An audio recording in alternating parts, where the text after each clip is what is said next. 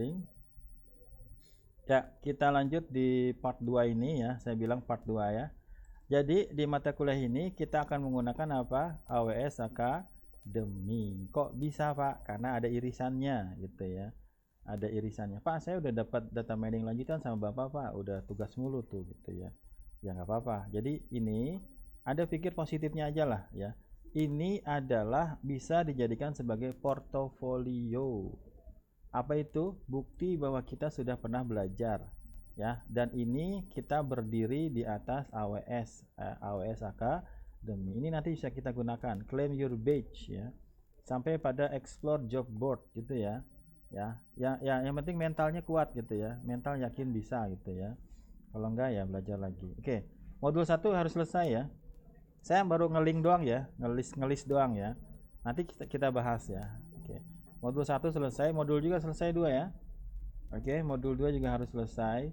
Modul 3 ini kita nanti bisa menggunakan labnya AWS langsung. Kalau di sini Anda harus bawa paket data yang agak cepat gitu ya. Karena nanti kita langsung connect ke infrastrukturnya apa namanya AWS cloud computingnya mereka dan kita akan langsung praktek di modul berapa? Modul 3 gitu ya. Oke, modul 3 juga udah kita pelajarin sedikit. Mereka juga pakai Python ternyata ya. Udah pernah saya bahas ya. Semua poin-poinnya di UTS nih, materi UTS. Walaupun di trainnya sebenarnya saya belum terlalu detail ya. Saya nggak maksain sebenarnya. Kemudian hyperparameter juga nanti bisa nih sampai lanjut S2 juga dibahas ya. Nanti kalau mau bahas Bu Detin suruh bahas tesisnya dia ya. Forecasting optional, nggak wajib ya. Ini sudah agak ini juga nggak saya sampaikan ketika materi modul 2 nanti saya lihat lagi apakah perlu saya bahas. OpenCV nggak wajib ya karena ini materi nanti ada mata kuliah sendiri namanya jaringan saraf tiruan ya. Jadi Anda nggak wajib sampai sini ya. Modul 5 nggak wajib ya. Modul 5 nggak wajib. Sampai modul berapa tadi? Minimal modul 3. Modul 4 nanti saya lihat dulu. Modul 5 enggak ya? Oke, tapi kalau mau ngikutin silahkan ya. Ini tentang computer vision, tentang facial recognition dan lain-lain ya. Tapi ini nggak sampai deep learningnya sepertinya. Ini nanti saya lihat lagi ya. Kita bisa sampai sini atau language processing yang Twitter misalnya, yang big datanya. Jadi modul 6 nanti saya lihat dulu. Oh, udah selesai ya? Nggak banyak kan? Nggak. Berarti AWS Academy ini Anda punya kesempatan pertama mengikuti course yang ada di AWS ya, Academy. Yang kedua, Anda bisa ngikutin video-videonya. Anda bisa apa yang paling penting lagi? Bisa akses labnya. Susah loh itu ya. Orang harus bayar dulu ya. Sebenarnya ini lebih banyak ke CN-nya, Cloud Practitioner-nya. Bisa dipahami ini? Bisa. Apa aja yang wajib tadi? Modul 1, modul 2, modul 3, modul 4 nanti saya lihat dulu. Nggak banyak kan? Ya, udah beres ya. Kapan Pak? Nanti ini baru ya tunggu waktu mainnya ya. Oke. Tapi kalau kelas pagi kan Anda ibaratnya sudah ada bayangan ya, karena saya sudah ngasih materinya di data mining lanjutan. Oke, kita lanjut. Oh, ini belum saya jalanin ya. Ya, oke, kita lanjut. Ya. Ya, nanti di WA aja ya. Belum? Iya. Yang belum nanti bisa saya masukin. Nanti aja ya. Bisa sih sekarang. Oke, tadi apa aja? Tadi yang pertama mendeteksi penipuan secara kartu kredit karena transaksinya ada triliunan.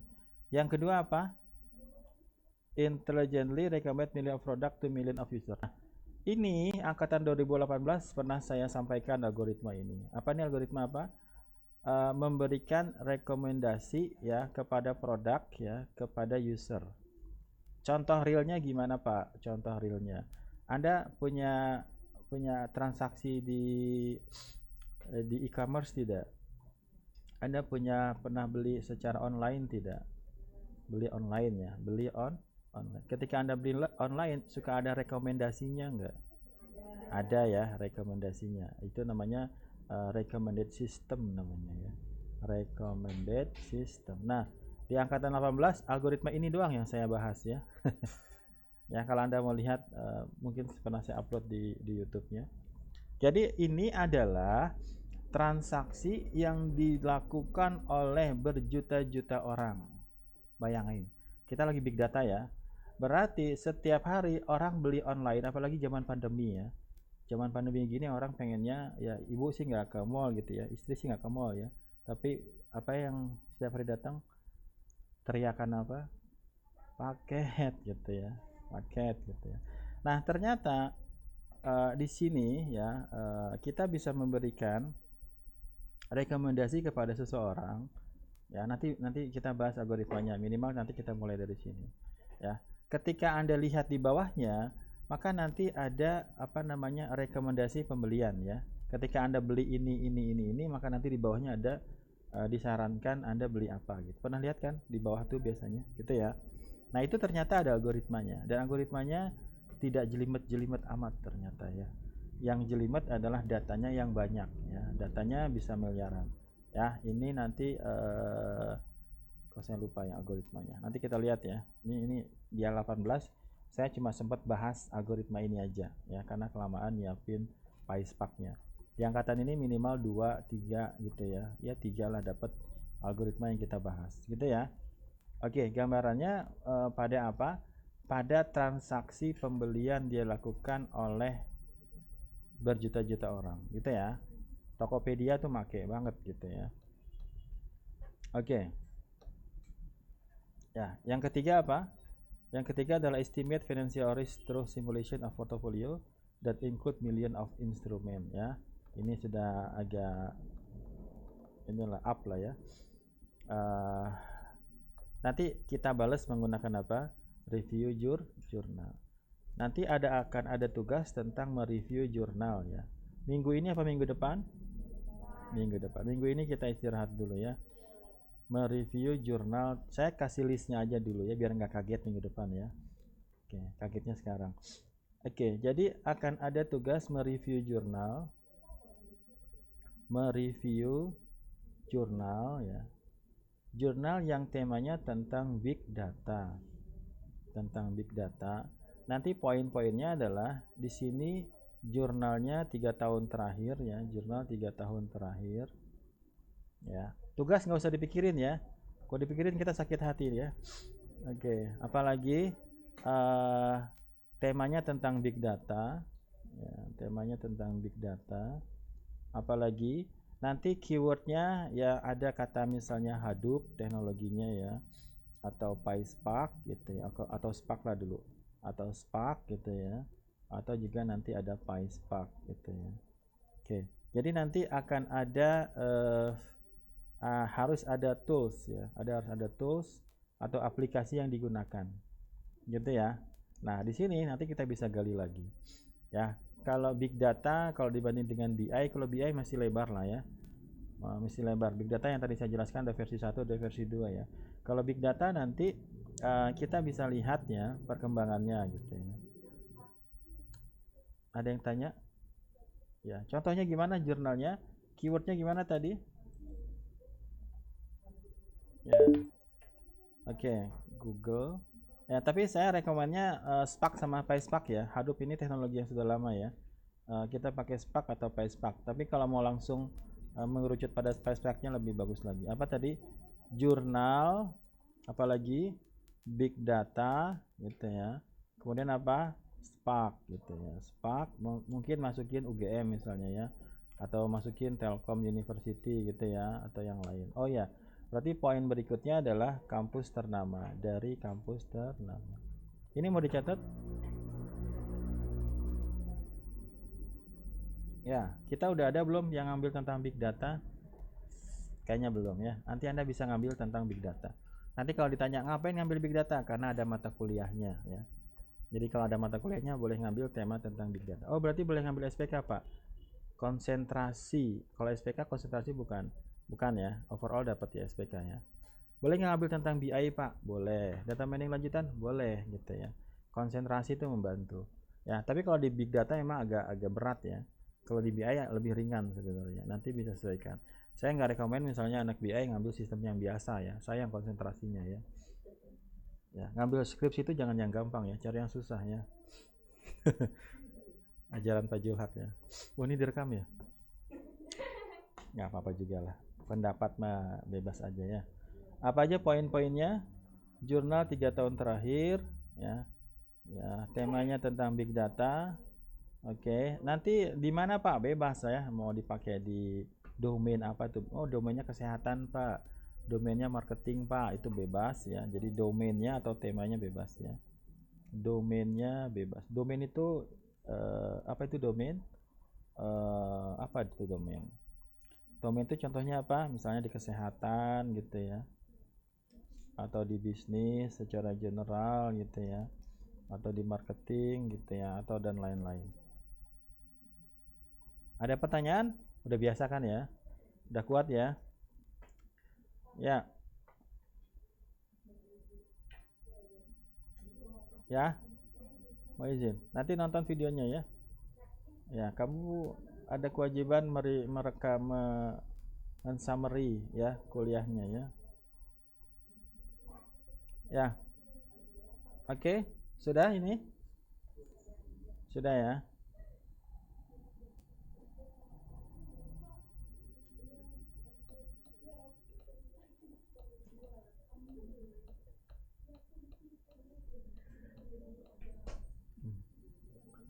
Oke. Sampai mana tadi kita? Sudah ada berapa tadi modelnya? Ada 3 ya. Oke, kita lanjut. Ya. Ya, ini juga ya ini kita nggak sampai sini lah ya. Yang poin yang nomor 4 ini ya walaupun yang saya tahu dosen-dosen UGM main di sini ya. Ya. Jadi easily manipulate data from thousands of human genome to detect genetic associated with disease. Apa artinya? Mudah memanipulasi data ya. Genom itu apa genom? Genom itu ada hubungannya dengan DNA ya. Dengan DNA ya, dengan pola yang ada di manusia ya, DNA-nya, genomnya. Ya. Yang digunakan untuk apa? Mendeteksi penyakit yang terkait tentang genetik ya. Pernah nonton acara Kick Andy nggak? Yang terakhir kemarin. Sorry ya, yang apa namanya ada penyakit tertentu yang ada hubungannya dengan genetik. Itu dokternya ngejawab gitu ya. Oh bisa tanya, kita bisa ngedeteksi dari genetiknya dari orang tuanya. Ya intinya dilihat lah ya, dianalisis, dianalitik di genomnya sehingga kemungkinan apa namanya anaknya terkena suatu penyakit itu bisa dideteksi lebih awal ya. Ini di kesehatan ya. Oke, kok bisa Pak? Karena genetik itu ada polanya ya, ada polanya. Kita nggak sampai sini, tapi nanti kalau kita mau cari jurnal tentang ini juga bisa gitu ya. Misalnya Rosita cari jurnal yang tentang genome genetic associated with disease gitu ya. Kemudian siapa namanya si Reski gitu ya, kamu cari jurnal yang tentang penipuan big data tentang kartu kredit gitu ya. Kemudian Tanti gitu ya, kamu tentang recommended system ya. Nanti temanya bisa saya tentukan kalau nanti hasil reviewnya tidak beragam. Oke guys, udah ya. Ya ini semuanya apa namanya datanya banyak lah terkait tentang big data. Yang terakhir apa? Yang terakhir digunakan di pertanian ya. Assess agriculture land usage and crop yield for improved policy making by periodically process million of satellite image. Apa ini yang terakhir? Apa? Menggunakan hasil citra image ya. Jadi apa namanya? Satelit ya, mengambil image ya. Nanti juga saya pengennya Anda ketika mereview ada beberapa tema yang bisa diangkat di sini ya. Jadi nanti inputnya adalah image ya. Inputnya adalah image satelit yang mengcapture lahan dari pertanian gitu ya. Nanti kalau kita gali lagi dari review jurnalnya bisa lebih paham. Ada berapa tadi modelnya? Minimal ada 5 ya. Deteksi apa? Kartu kredit. Yang kedua apa? Rekomendasi. Yang ketiga apa? Financial risk ya. Nanti minimal dari 5 poin ini Anda ada reviewnya ya. Mungkin saya tentukan siapa ngebahas apa, siapa bahas apa. Ya, itu ya. Kita lanjut ya. Nah, yang sebelumnya kita bahas masalah-masalah yang diangkat. Kita sekarang bicara tentang mesinnya ya. Kalau Anda 2 minggu sudah bicara tentang mesinnya, sekarang kita bongkar ya, lebih detail lagi. Ya, nggak detail-detail amat lah ya. Ya, tapi minimal pahamlah sedikit. Oke, kita lihat ya. Sitting behind this capability in an ecosystem of open source software that can leverage cluster of server to process massive amount of data. Ya, jadi proses-proses yang tadi yang membutuhkan yang yang menggunakan data besar sekali ya, di situ mereka menggunakan apa? Mereka menggunakan yang pertama poinnya adalah open source software ya. Open source software. Apa artinya open source software? Ya. Apa lawan dari open source? Lawan dari open source adalah proprietary. Kayaknya salah nih. Yang ini adalah software yang berpemilik. Ini ejaannya salah ya. Software yang berpemilik. Contohnya apa? Contohnya apa aplikasi software yang berpemilik? Ya banyak ya. Kayak Windows juga harusnya kita beli. Anda itu membajak ya kalau tidak menggunakan lisensinya. Ya, Microsoft Word juga harus kita beli ya. Microsoft Word juga harus kita beli. Tapi open source bukan berarti bayar ya. Open source berarti apa? Source code-nya bisa kita lihat ya. Source code-nya bisa diakses gitu ya. Tapi biasanya open source itu apa? Free ya. Biasanya open source itu adalah free. Jadi nanti kalau bulan puasa Anda harus gunakan open source yang berbayar gitu ya. Kalau enggak puasanya dosa ya. Enggak bercanda ya. Ya, oke. Contohnya apa? Contohnya di sini adalah penggunaan Hadoop ya. Jadi Hadoop gimana nulisnya? Anda udah kenal Hadoop kan kemarin? Oh gitu ya. Udah Pak, Hadoop bin Pak, util gitu ya. Di itunya ya. Jadi Hadoop ini kalau Anda lihat perkembangannya tahun berapa dia? Tahun 2000 ya. Ibaratnya baru-baru inilah ya. Jadi kenapa Hadoop dia digunakan di big data? Karena dia menggunakan distributed computing. Apa artinya distributed computing? Ada banyak sebenarnya ya. Ada mata kuliahnya dulu, ada mata kuliahnya sendiri sebenarnya. Jadi sekarang kita switch gear kepada apa? Distributed computing gitu ya. Mungkin saya kasih dua penjelasan aja ya. Yang pertama itu ya, ibaratnya konsepnya seperti ini. Ketika kita melakukan program ya, ini Anda bisa paham ini. Nanti program itu harus dimasukin kemana? Dimasukin ke memori. Nah, nanti dari memori, nanti si memori bakal berinteraksi dengan CPU ya. CPU nanti ada konsep yang namanya apa? Multi core. Apa artinya multi core? Multi core berarti satu prosesor ada beberapa core-nya gitu ya. Kalau konsep misalnya satu core aja, apa satu core itu? One core. Prosesornya ada satu doang Pak gitu ya. Prosesornya ada berapa? Ada satu. Aplikasinya ada 4 Pak. Aplikasinya ada 5 Pak. Aplikasinya ada berapa? Ada 5. Prosesornya ada berapa? Ada 1 ya. Berarti di sini aplikasinya ada berapa? Ada 5. Ada 1 aplikasi, ada 2 aplikasi, ada 3 aplikasi, ada 4 aplikasi, ada 5 aplikasi. Ini app yang pertama, ini app yang kedua, ini app yang ketiga, ini yang keempat, ini yang kelima. Yang jadi masalah tuh apa? Si aplikasi ini harus masuk dulu kemana? Ke memori ya, ke RAM. RAM-nya berapa Pak? Ya tergantung. Oh RAM-nya ada 8 GB gitu ya. Sampai sini bisa ngebayangin nggak? Anda buka Word, Anda buka VLC, Anda buka Google, Anda buka Chrome. Chrome-nya juga cuma 1, Chrome-nya 5 gitu ya. Masing-masing Chrome dia narik memori gitu ya. Nah, tapi di sini ada berapa CPU-nya? Cuma ada 1. Aplikasinya ada berapa? Ada 5. Nah, yang jembatannya itu siapa? Jembatannya adalah OS. OS itu apa? Sistem operasi. Kerjaannya ada 5, orangnya ada 1 ya. Oke, udah kebayang? Prosesornya ada berapa? Ada 1. Maka dia gantian. Ini aplikasi 1 dipakai, ini aplikasi 2 dipakai, di sini aplikasi 3 dipakai. Tapi saking cepatnya kita nggak sadar bahwa itu sebenarnya satu prosesor yang ada 5 aplikasi. Saking cepatnya karena nanosecond. Gampangnya gimana Pak? Ada satu ibu-ibu kerjaannya ada 5, yang nyuci, ya gosok, yang nyopin anak dan macam-macam nyuci itu ya. Tapi dilakukan secara 1 jamnya bersama tapi gantian.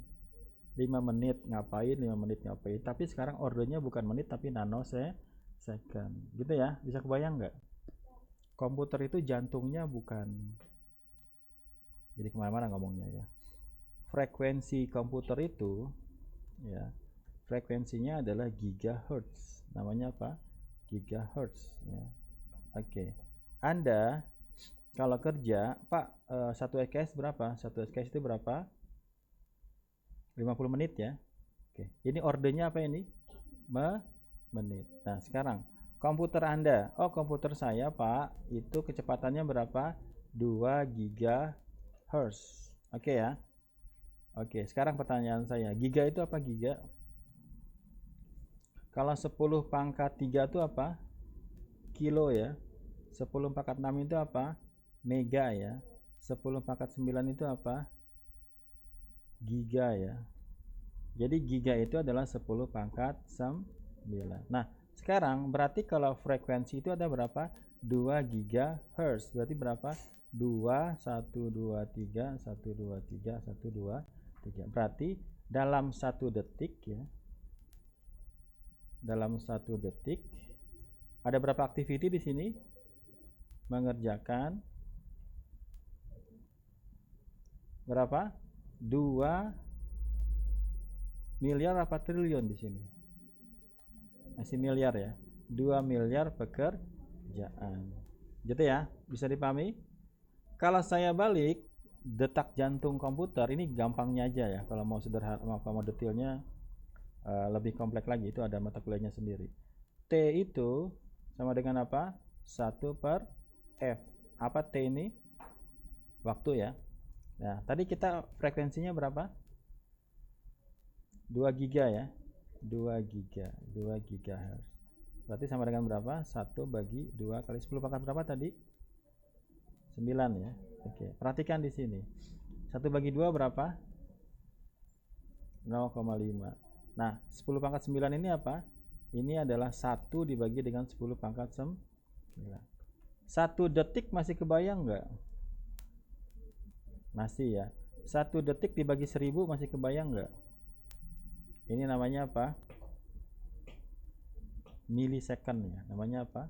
Milisecond. Kalau 1 dibagi dengan 10 pangkat 6 namanya mikrosecond. Tapi kalau 1 dibagi dengan 10 pangkat 9 itu namanya apa? Nanosecond. Ini adalah 10 pangkat minus 3 ya. Ini berapa? 10 pangkat minus 6. Ini berapa? 10 pangkat minus 9. Ini namanya apa? Nanosecond. Nah, kalau kita gabungkan ke sini, berarti komputer itu adalah, kalau ini naik ke atas berarti berapa? 10 pangkat minus 9. Maka detak jantung komputer itu adalah 0,5 nanosecond. Ya, ini saya potong di sini.